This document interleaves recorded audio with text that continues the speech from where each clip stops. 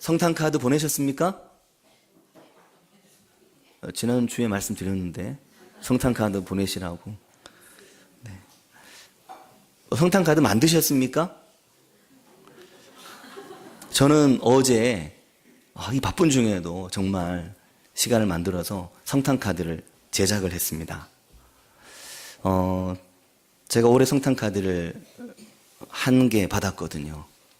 그래서 일단 딸아이에게 답장을 해야 되기 때문에 성탄 카드를 만들었는데 아마 어제까지 저를 볼 기회가 없으실 것 같아서 오늘이나 성탄 카드가 더 들어올 것으로 예상하고 이왕 만드는 김에 10장 정도 만들었습니다.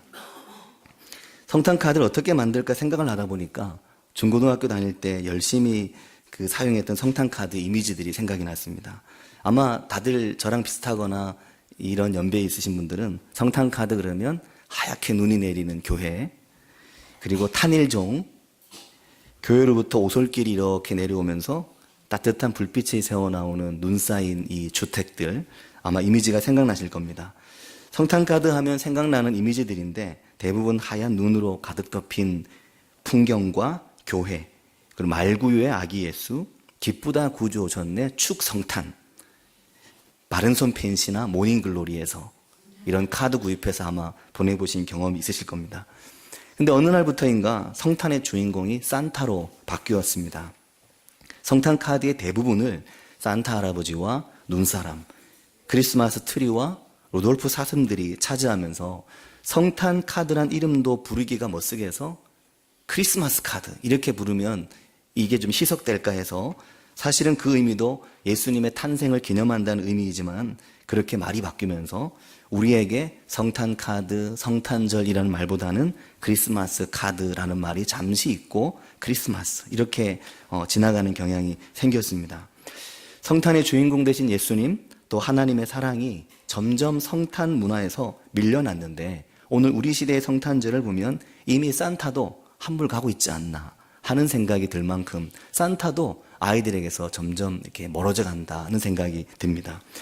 요즘 아이들은 동심 파괴라고 말하면서 산타 아니야 이런 이야기를, 그래서 산타 할아버지의 존재를 두고 여기도 어린이집 친구들이 있는데 어린이집에서 논쟁이 일어났습니다. 4살짜리 동생이 산타 할아버지 있다 그랬더니 7살 언니가 피식 웃으면서 아니 없어, 그거 체육 선생님이야.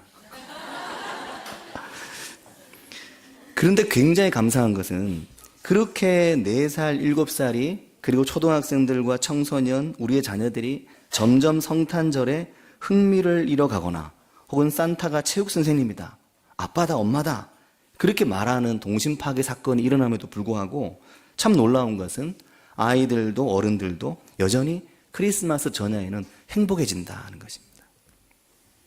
이게 진실이고 이게 팩트인 것입니다. 이 땅에 오신 아기 예수, 예수님의 탄생 소식에 대한 이야기가 들려올 계절이 되면 자연적으로 마음에 기쁨이 생긴다는 것입니다. 어제도 성탄 전야절 할 때 정말 저는 개그 콘서트 온 줄 알았습니다. 처음부터 끝까지 어제 엄청 웃었던 것 같습니다. 어제 오후 내내 소화가 안 돼서 꽉 차 있었던 게 저녁에 한 1시간 만에 다 내려가는 것만 같았습니다. 아이들과 선생님들이 준비한 순서 하나하나가 너무나 감동과 기쁨을 주고 그래서 폭소가 계속해서 터지는 그런 즐거운 시간이었습니다. 오늘날 성탄의 이미지는 많이 바뀌어서 크리스마스 트리도 너무나 많이 달라졌습니다. 예전에는 알록달록한 이 반짝이 이 치렁치렁한 이 알록달록한 이 끈 이거를 막 감아놨죠. 근데 여기 보면 하나도 없습니다. 그거. 이제는 반짝이 LED 전구로 아주 자그마한 빛을 뿌려놓은 듯이 데코레이션을 하고 교회 밖에도 이쪽 벽과 교회 마당의 나무에 아주 은은한 톤의 이 LED 전구가 반짝이면서 교회가 작년과는 비교할 수 없을 만큼 성탄의 분위기가 한껏 나는 곳이 되었습니다. 특별히 남선교회와 여선교회 분들에게 감사의 인사를 드리고 싶은 마음입니다. 교회 마당에 있는 이 나무에 반짝이 LED 이 크리스마스 트리 장식은 장정숙 집사님이 사진을 찍어서 페이스북에 올리면서 거기에 뿔이 난 루돌프 같다라고 했는데 그 사진을 제가 다운받아서 보니까 정말로 이렇게 예쁜 뿌리는 루돌프가, 두툼한 루돌프가 서 있는 그런 모습을 볼 수가 있었습니다. 교회 성탄 장식도 좀 더 화려하고 세련되게 바뀌고 있지만 이제는 교회 성탄 데코레이션이 백화점이나 대형마트나 쇼핑몰의 엄청난 물량과 디자인을 따라가지 못하는 것 같다는 생각을 합니다. 한 달 전부터 쇼핑 분위기를 만들고 2달 전부터, 그래서 아직 교회는 생각도 안 하는데 벌써 백화점에는 크리스마스 장식이 화려하게 장식을 하면서 12월을 쇼핑과 선물의 계절로 만들어버리는 것 같습니다. 사랑하는 성도 여러분, 그러나 아무리 세상의 12월 문화가 달라지고 변화한다고 해도 우리의 마음속에 여전히 성탄의 기쁨이 있고 아기 예수께서 이 땅에 오신 소식이 1년 중 가장 큰 기쁨의 소식이 되는 것처럼 성탄의 밤은 아기 예수께서 이 세상에 오신 가장 아름다운, 가장 신비로운 밤입니다. 교회와 우리가 절대적으로 이 날의 의미를 잘 살리고 기억해야 하는 날이 바로 성탄절입니다. 그래서 성탄절은 좀 일찍부터 이 날을 준비해야 되고 이 날의 의미를 대림절 4주를 보내는 동안 충분히 살리고 기억할 수 있는 교회가 되어가야만 됩니다. 그런 면에서 올해도 성탄 장식, 성탄 축하 전야제, 또 성탄절 아침에 우리가 이 유아세례의 기쁨을 함께 누릴 수 있도록 도움을 주신 우리 박태신 목사님 가정과 김민경 사모님, 또 우리 이광우 성도님과 박문경 성도님 가정에 감사를 드립니다. 내년 성탄절에도 유아세례를 할 수 있도록 기도만 하셔서는 안 되고 유아가 있는 가정을 전도하시거나 아니면 직접 아이를 낳으시거나 해 주시기를 바랍니다.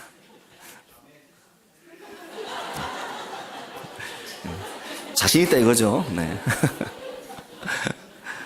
우리가 성탄절을 기억할 때 꼭 기억해야 하는 매우 중요한 게 있습니다. 그것은 이 기쁜 성탄절에 누가 그 성탄의 영광스러운 밤에 함께하고 있었는가 하는 것입니다. 이것은 매우 중요합니다. 우리가 의미 있고 중요한 날 누구를 초대하려고 하는가를 보면 이 성탄의 밤에 누가 함께 있었느냐가 중요한 것입니다. 누가 초대받았고 누가 그 자리에 있었고 누가 기쁨을 함께 나누었는지 중요합니다. 첫 번째는 그 자리에는 예수님을 잉태하고 출산한 마리아와 요셉이 있었습니다. 마리아와 요셉은 예수님의 어머니와 아버지로 그 자리에 함께 했습니다. 예수님을 잉태한 마리아와 요셉은 예수님의 육신의 부모로서 세상 그 무엇과도 바꿀 수 없는 큰 영광에 함께하게 됐습니다. 그리고 그 자리에는 그 어디에도 방이 없을 때 비록 짐승들의 거처이긴 했지만 짐승들이 머무는 공간, 누가복음 2장 7절을 보면 첫 아들을 낳아 강보로 싸서 구유에 뉘었으니 이는 여관에 있을 곳이 없었다라고 말씀하는데, 이 말씀과 같이 아기를 강보로 싸서 구유에 누일 수 있도록 구유를 제공한 어느 주인이 있었습니다. 여관이 방이 전혀 없었습니다. 그래서 짐승의 거처에서라도 아이를 낳을 수 있도록, 그리고 짐승의 먹이통인 구유에라도 아이를 누일 수 있도록 해준 누군가가 있었다는 겁니다. 그가 누구였는지는 성경에서 중요하게 다루고 있지는 않습니다. 그리고 결정적으로 그 자리에 초대받은 사람들이 있었습니다. 초대받은 사람들은 두 부류입니다. 한 부류는 누가복음에 나오지 않는 부류인데 마태복음에 나오는 부류들로서 동방에서 별을 보고 연구하던 동방박사, 점성술을 연구하는 사람들이 별을 보고 인도하심을 받아서 이 성탄의 자리에까지 오게 된 이들이 있었습니다. 그들은 마태복음 2장 2절을 보면 동방으로부터 한 별의 움직임을 보고 유대 땅 예루살렘까지 찾아왔고 그 후 베들레헴에 예수님께서 탄생하신 그 자리까지 찾아온 것입니다. 그리고 또 한 부류가 오늘 본문에 나오는 누가복음 2장 8절과 9절에 등장하는 목자들입니다. 그 지역의 목자들이 밤에 밖에서 자기 양떼를 지키더니 주의 사자가 곁에 서고 주의 영광이 그들을 두루비침에 크게 무서워하였다. 이 목자들은 밤에 밖에서 자기 양떼를 지키고 있었고 이들은 직업적인 목자들이었고 그들이 데리고 있는 양의 주인은 그들이 아니었습니다. 그들은 단지 양을 위탁받아서 양을 치고 있는 고용인에 지나지 않았습니다. 또한 2000년 전 유대 땅에서 목자는 사회적으로 가장 소외되고 가장 낮은 계층의 사람들로서 모든 비난과 또 모함에 타켓이 되는 사람들이 바로 그들이었습니다. 놀랍게도 율법의 기준으로 보면 죄인 중에 죄인이 바로 목자들이었습니다. 왜냐하면 그들은 양들을 양육하기 때문에 온 사방을 돌아다니면서 유목 생활을 해야만 했었습니다. 그러다 보니까 그 유목의 여정이 짧지 않았기 때문에 거룩한 안식일이 다가와도 성전에 가서 하나님께 예배를 드릴 수가 없었습니다. 그것만이 아니었습니다. 양들은 1년 365일 빈틈없는 돌봄을 필요로 하는 동물들이라서 하루라도 양들을 그냥 두면 양들의 건강을 해치기 때문에 목자들은 양의 곁을 떠날 수가 없었습니다. 그러다 보니까 예배에 참여한다는 것은 엄두도 내지 못했고, 그로 인해서 정상적인 가정생활조차 어려운 이들이 바로 이 목동들이었습니다. 가장 낮고 힘든 일이 목자들의 몫이었고 그들의 삶은 결코 낭만적이지 않았습니다.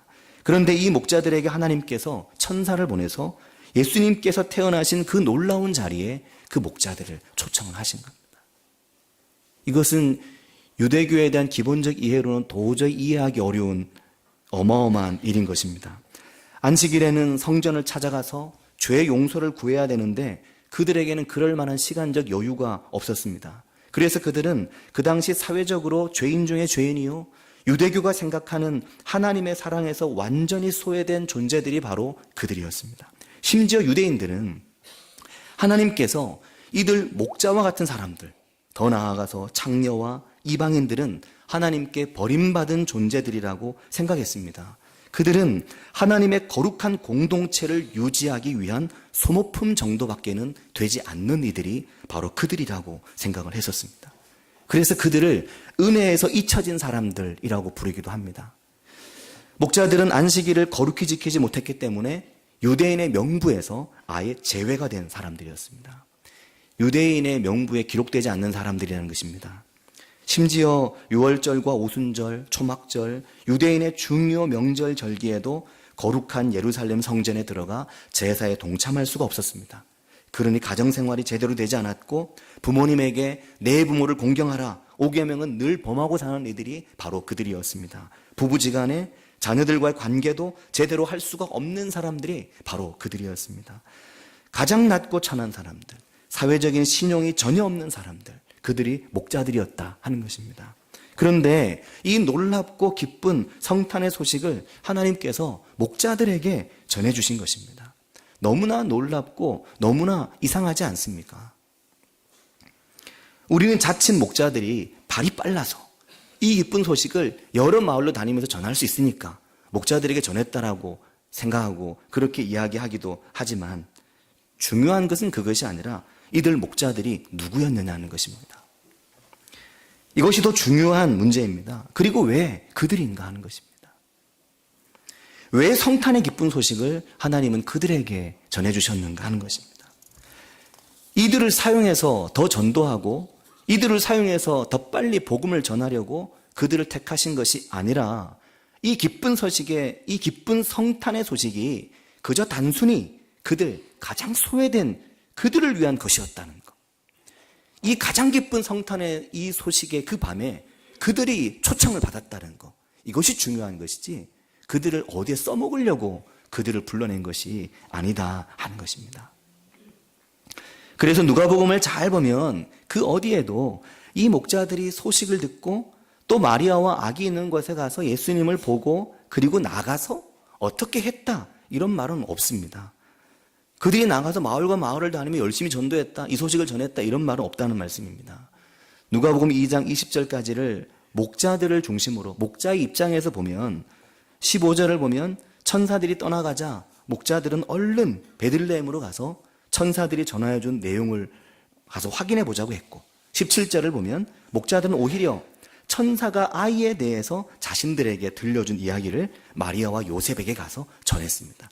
이 소식을 전한 대상은 마리아와 요셉이었습니다. 천사들이 이렇게 얘기했다고 마리아와 요셉에게 가서 이야기해 준 것입니다. 그리고 20절을 보면 목자들은 천사들이 전하여 준 그 이야기가 그대로 된 것을 보고 하나님께 영광을 돌리고 찬송하며 돌아갔다고만 되어 있습니다.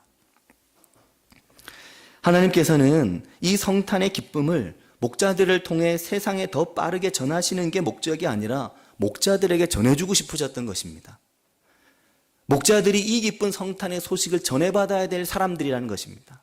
가장 소외받고, 가장 외롭고, 가장 고통스럽고, 가장 비탄한, 가장 아픔 가운데 있는 가장 약한, 어떻게 보면 사회적으로, 종교적으로 어떤 것으로 봐도 소외받을 수밖에 없는 이들이 성탄의 주인공으로 그 자리에 올 수 있다는 이야기는 교회의 관심과 우리의 관심이 무엇을 향해야 되는지를 너무나 정확하게 보여주는 말씀입니다. 잘 보면 세상의 왕이요 온 땅의 구원자로 오시는 예수님의 탄생을 위해 말이 탄생이지, 이렇게 보면 하나님 아무것도 안 한 것 같습니다. 이런 부모가 어디 있습니까? 내 자식 태어날 때 박 목사님 그렇게 하지 않으셨습니까? 이광호 성도님 그렇게 하지 않으셨습니까? 출산 벌써 6개월 전부터 아이가 뱃속에 생겼다는 걸 알면서부터 아이를 위한 옷가지나 또 아기 침대나 댁에 있는지 모르겠지만 저희도 없었어요. 그런 거, 또 아이 눕힐 수 있는 거, 어떻게 하면은 애가 집에 올 때 가장 좋은 환경이 올까 해서 집을 막 정리하고 청소하고 깨끗하게 그렇게 하잖아요. 근데 아기 예수의 탄생을 위해서 이 아버지 하나님은 아무것도 한 게 없습니다. 어떻게 자신의 아들 독생하신 예수 그리스도를 방 하나 안 잡아놔서, 요즘 같은 산후조리는 안 잡아놓은 겁니다. 그래서 그 짐승들의 거처에 그 구유 위에 예수님을 누이냐는 거죠. 하나님이 대책이 없어 그렇게 하셨을까요? 하나님이 계획성 없이 그렇게 하셨을까요? 하나님은 마스터 플랜을 가지고 계신 분이잖아요. 이것은 하나님이 의도하신 것이고 하나님이 그것을 그렇게 하신 것입니다.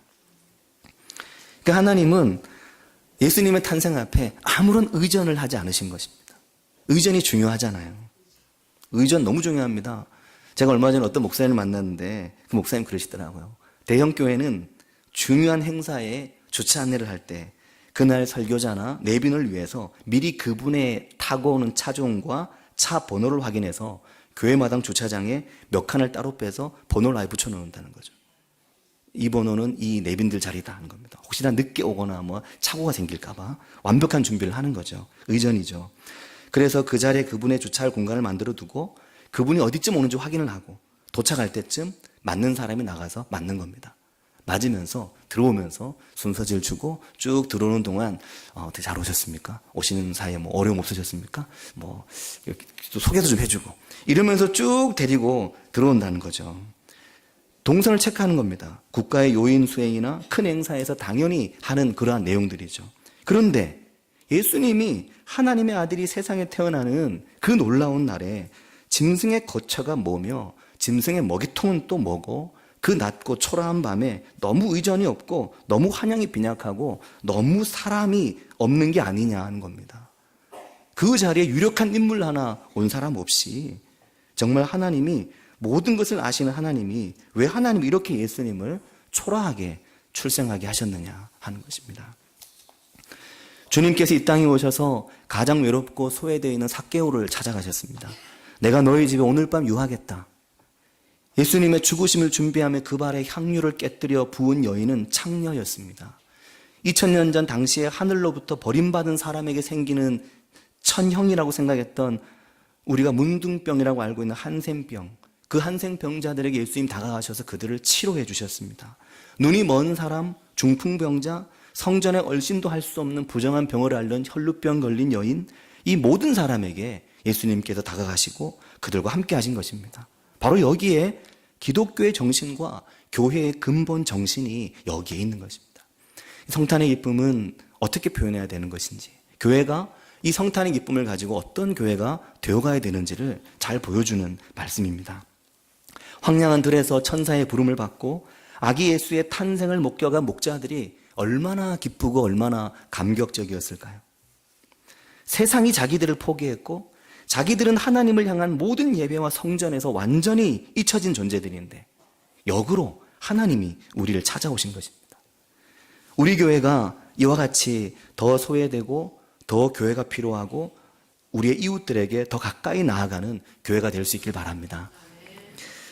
제가 서울에 있을 때 행복한 교회라는 교회에 있었는데 그 교회에서 헌금을 사용하는 것을 보면서 늘 마음에 언젠가 나도 목회를 하게 되면 저렇게 해 나가면 좋겠다라고 생각할 때가 있었습니다.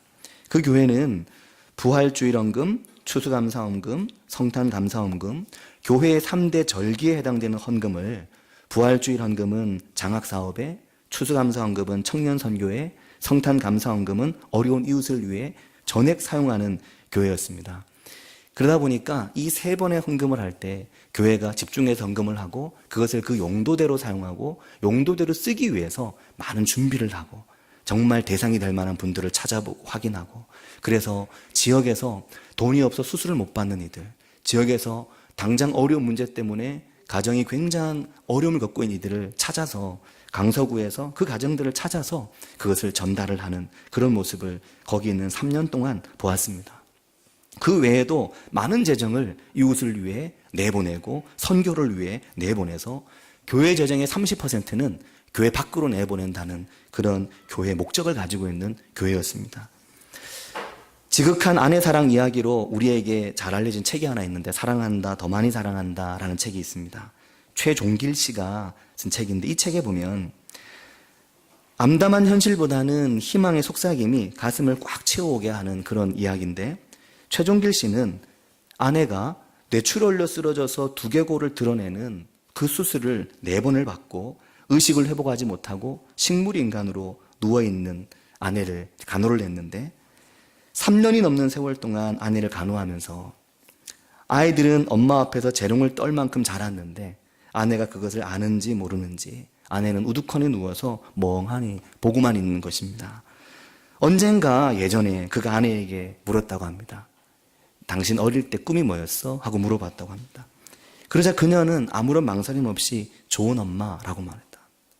근데 지금 아내는 좋은 엄마 역할을 전혀 못하고 아이들이 커가는 것도 느끼지 못하고 있는 겁니다. 그가 좀 막 과장되게 남편이 웃으니까 아내가 하는 말이, 부모님 2분 다 일찍 돌아가셔서 엄마 아빠의 사랑이 뭔지 잘 모르고 자랐어. 내가 아빠가 될 수는 없으니까 좋은 엄마가 되는 수밖에 없지. 그러면 자기는 꼭 좋은 엄마가 되겠다. 그렇게 이야기하는 이야기의 책의 내용이 기억납니다. 세상에는 소박한 꿈을 꾸고 살아가는 사람들이 굉장히 많습니다. 가장 낮은 자리에서 죽고 싶을 만큼 절망해 본 적이 있는 사람들일수록 작은 일에도 행복해합니다. 모든 걸 다 가졌다고 생각하면 가난하고 외롭고 병든 이들이, 가장 낮은 곳에서 살아가는 사람들이 대체 무슨 낙으로 살아가는지 모르겠지만 오히려 그 낮은 곳에서 더 자주 행복을 느끼며 살아가는 사람들이 세상에 정말 많은 것입니다. 주님께서 이 땅에 오실 때 가장 낮고 가장 초라하게 있는 목자들에게 오셔서 그들에게 성탄의 기쁜 소식을 그들에게 전해주셨습니다. 목자들도 가족에게로 가고 싶고 목자들도 성전 예배를 드리고 싶고 그랬을 것입니다. 사랑하는 성도 여러분, 우리 교회가 이 성탄의 기쁨을 교회와 또 저희 각자의 마음에 더 깊이 새기고 교회와 우리의 삶의 모습이 어떻게 성탄의 이 은혜에 어울리는 삶이 되어갈지를 더 많이 생각하고 또 이루어가서 앞으로 우리 교회가 정말 주님이 기뻐하시는 이웃과 함께하고 주님과 함께하는 교회로 세워져 가게 되기를 바랍니다. 우리 같이 기도하겠습니다. 이 시간 기도하실 때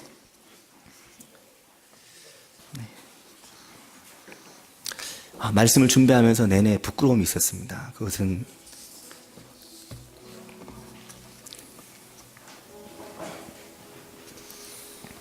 이런 말씀과는 사실은 저나 또는 우리 교회는 잘 안 어울린다는 생각을 많이 합니다. 정말 어려운 이웃을 열심히 찾아왔는지, 정말 어려운 이웃이 없어서 못 도왔는지, 아니면 게으른 것인지, 올해도 우리가 어려운 이웃을 얼마나 도왔나 우리 자신을 돌아보게 되고, 또 선교를 위해 지역 선교와 해외 선교와 그리스도의 복음을 위해 우리가 얼마나 어울리게 살아왔나 그것을 돌아보면 굉장히 부끄럽고 참 주님께 드릴 말씀이 없는 것 같습니다. 우리가 이 시간 기도하실 때 새해에는 우리 교회가 선교와 구제와 이웃과 함께하는 면에 있어서 괄목할 만큼 성장하는 교회가 될 수 있도록 기도해 주시길 바랍니다. 같이 기도하겠습니다.